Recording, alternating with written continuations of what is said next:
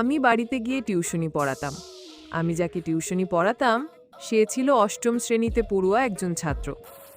সে লেখাপড়ার পাশাপাশি গানকে অনেক ভালোবাসত।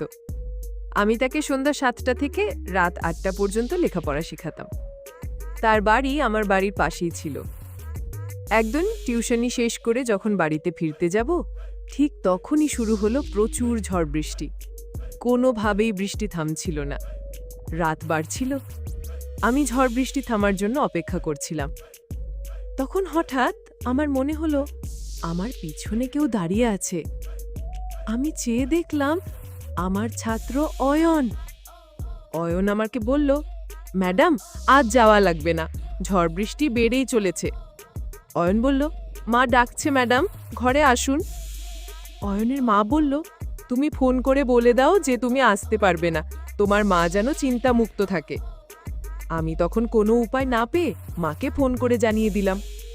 আমি যখন অয়নের মায়ের সাথে খাওয়া দাওয়া সেরে, অয়নের মা আমাকে অন্য একটা রুম দেখিয়ে দিলেন থাকার জন্য। কিন্তু সেই রুমে টিভিটা ঠিকমতো চলছিল না। তখন আমি অয়নকে বললাম, এই ঘরের টিভিটা নষ্ট নাকি? অয়ন বলল, না ম্যাডাম, ভালো আছে।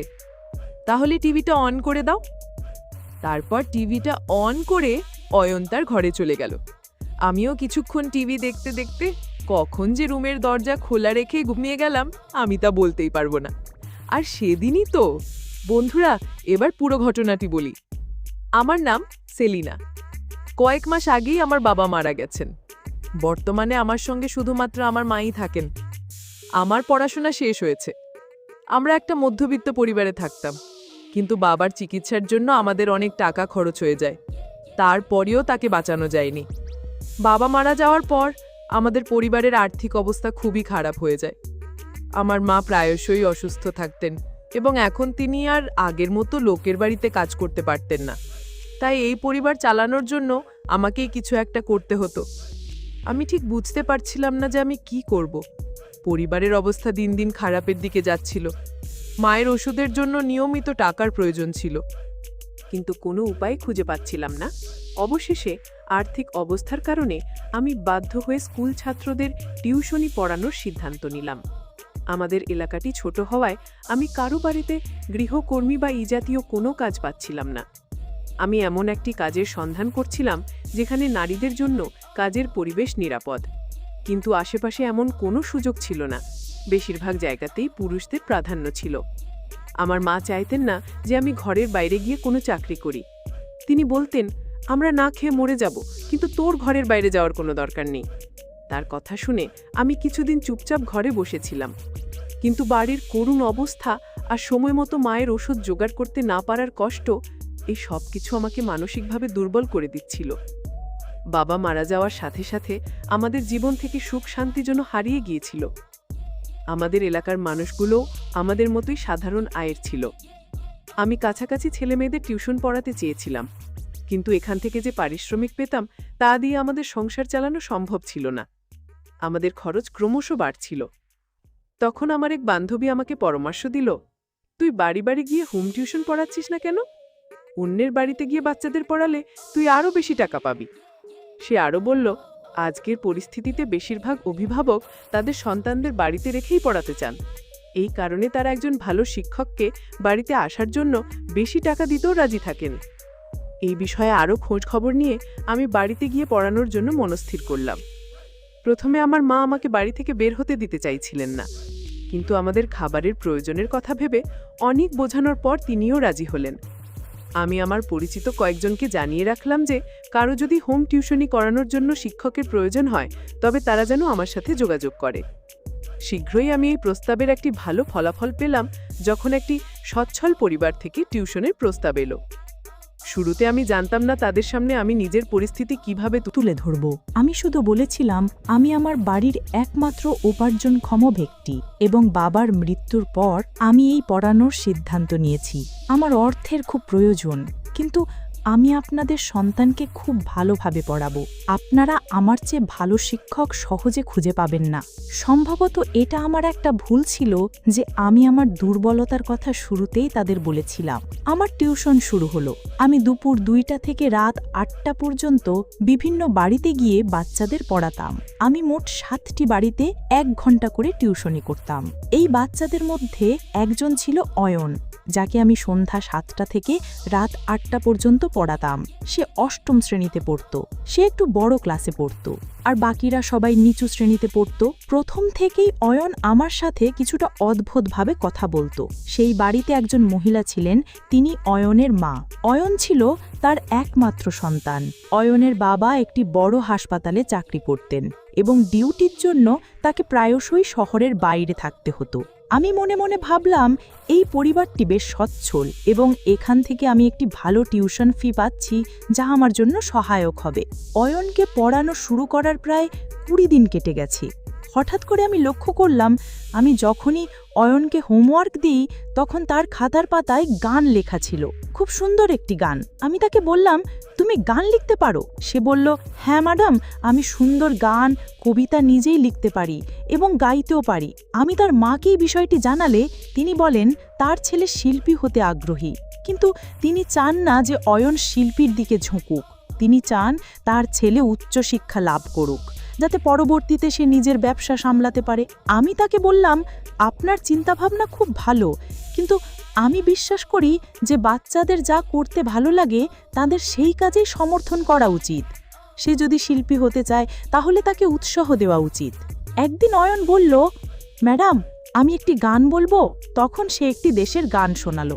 আমি তার গান শুনে মুগ্ধ হয়েছিলাম, কারণ তার গানের গলা ছিল অসম্ভব সুন্দর। তুমি চাইলে তো বড় একজন শিল্পী হতে পারো, কিন্তু আমি জানি তোমার মা সেটা চায় না। আমি একদিন অয়নের মাকে বলেছিলাম, আপনার ছেলের যে প্রতিভা আছে সে তো চাইলে ভালো একজন গায়ক হতে পারে। আমার কথা শুনে অয়নের মা কিছুটা বিরক্তির সাথে বললেন, আমি তোমাকে যতটুকু বলেছি তুমি ঠিক ততটুকুই করো, এর বেশি ভাবতে হবে না। আমি বুঝতে পারছিলাম না কেন আমার কথা শুনে তিনি এমনভাবে প্রতিক্রিয়া দেখালেন। তিনি আমাকে নির্দেশ দিলেন, এখন থেকে অয়ন যেন আর গান না গায়, সেদিকে খেয়াল রাখতে। আমি অয়নের মায়ের আচরণে কিছুটা রুক্ষতার ছাপ দেখলাম, যদিও তিনি সাধারণত খুব ভালো ব্যবহার করতেন। আমি তার কথায় খুব একটা পাত্তা না দিয়ে অয়নকে বুঝিয়ে বললাম, আপাতত তুমি পড়াশোনাটা শেষ করো, তারপর বড় হয়ে সিদ্ধান্ত নিও তোমার জন্য কোনটা ভালো হবে। তুমি এখনো ছোট, তাই তোমার শুধুমাত্র পড়াশোনায় মনোযোগ দেওয়া উচিত। অয়ন বেশি কথা বলতো না, হয়তো সে স্বভাবগতভাবেই চুপচাপ থাকতে পছন্দ করত। সেই দিনের পর থেকে আমি তার বই বা খাতায় ওই ধরনের কোনো গান আর দেখিনি। একদিন রবিবার আমি যখন পড়িয়ে বাড়ি যাওয়ার জন্য রওনা হচ্ছি, হঠাৎ মনে হলো পিছন থেকে কেউ আমাকে ডাকলো।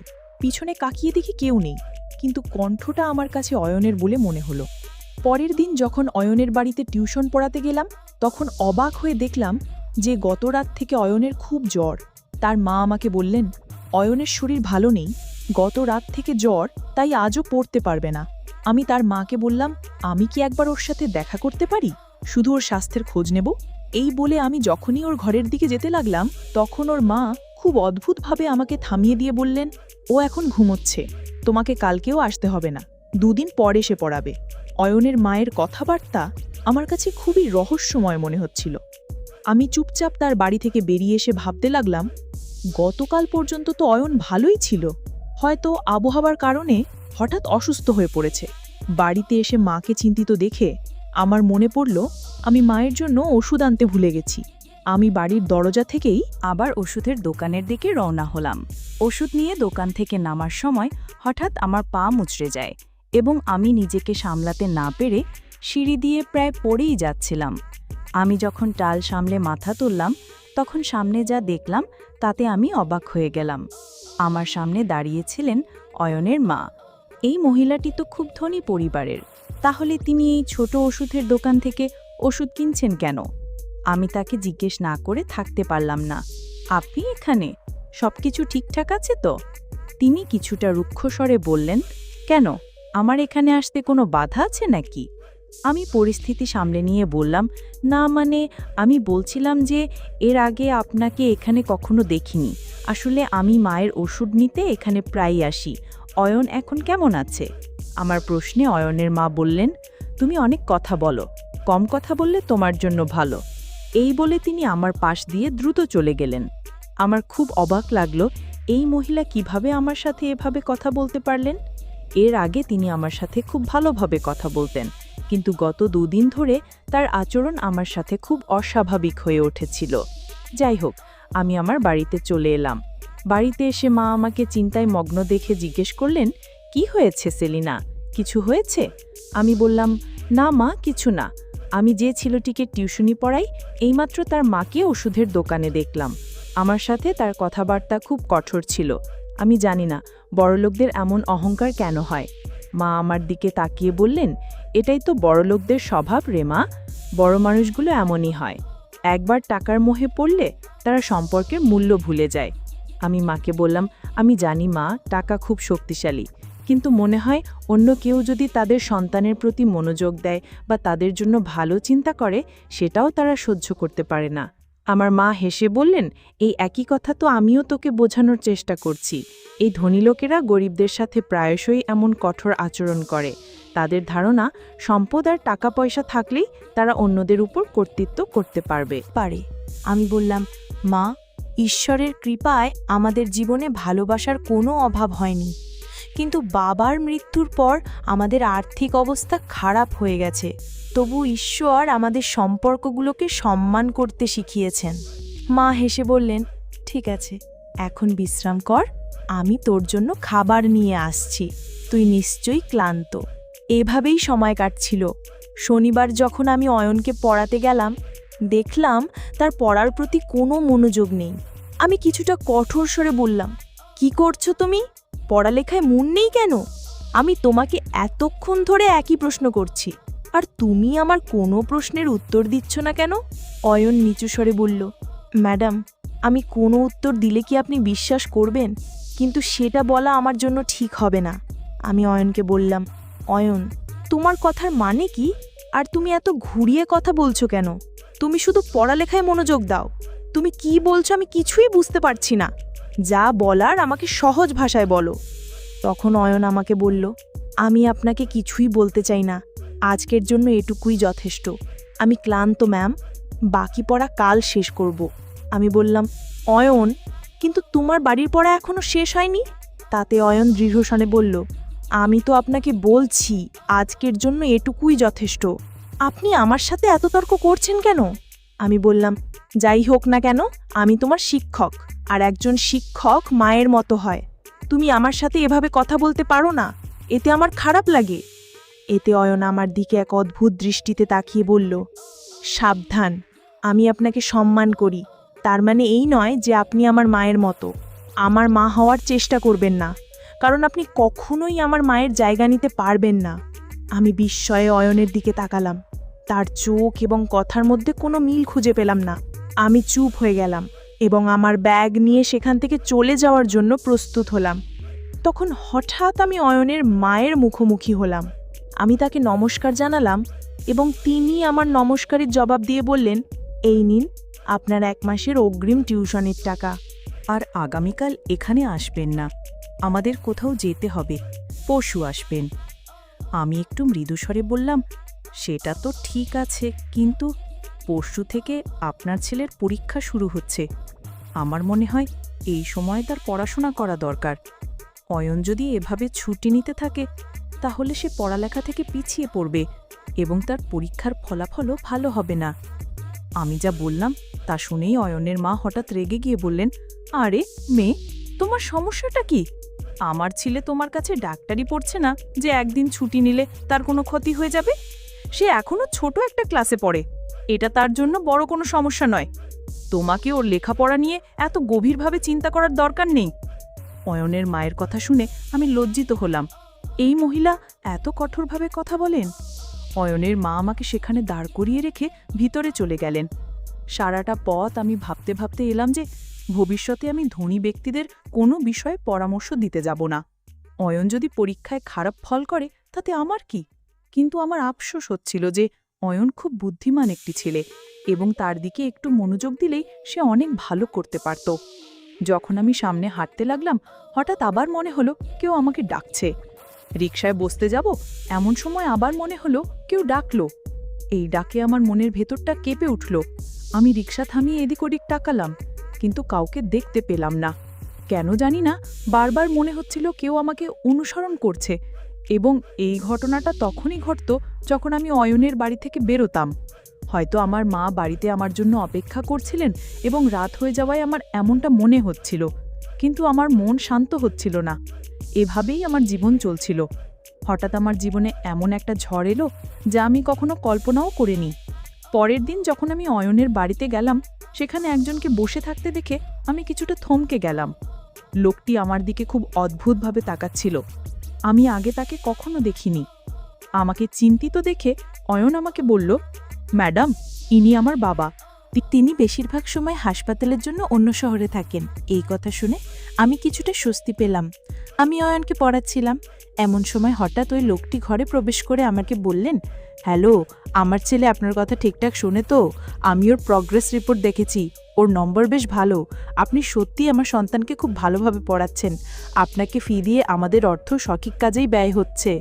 লোকটির কথার জবাবে আমি বললাম, হ্যাঁ, আপনি ঠিক বলেছেন। আমি আমার দায়িত্ব পালন করার জন্যই পারিশ্রমিক নিই। কিছুক্ষণের মধ্যে অয়নের মা ঘরের ভিতরে এলেন। যাই হোক, পরের দিন আমি অয়নকে তাদের বাড়িতে পড়াতে গেলাম। তারপর যখন আমি ফিরব, ঠিক তখনই প্রচুর ঝড় বৃষ্টি শুরু হতে লাগলো। বাইরে প্রচুর বৃষ্টি হচ্ছে। আমি কোনোভাবেই বাড়িতে যেতে পারছিলাম না। আমি অপেক্ষা করছিলাম কখন বৃষ্টি থামবে, কিন্তু কোনোভাবেই বৃষ্টি থামছে না। তারপর হঠাৎ আমি পেছন দিকে তাকিয়ে দেখলাম অয়ন দাঁড়িয়ে আছে। অয়ন বলল, ম্যাডাম, আজ মনে হয় বৃষ্টি থামবে না। প্রচুর ঝড় বৃষ্টি হচ্ছে, আকাশের অবস্থা ভালো না। বন্ধুরা, গল্পের পরবর্তী অংশ আগামীকাল আপলোড দেওয়া হবে। আর সেই সঙ্গে আমার চ্যানেলটিকে সাবস্ক্রাইব করে পাশে থাকবেন। সেই পর্যন্ত সবাই ভালো থাকবেন। ধন্যবাদ।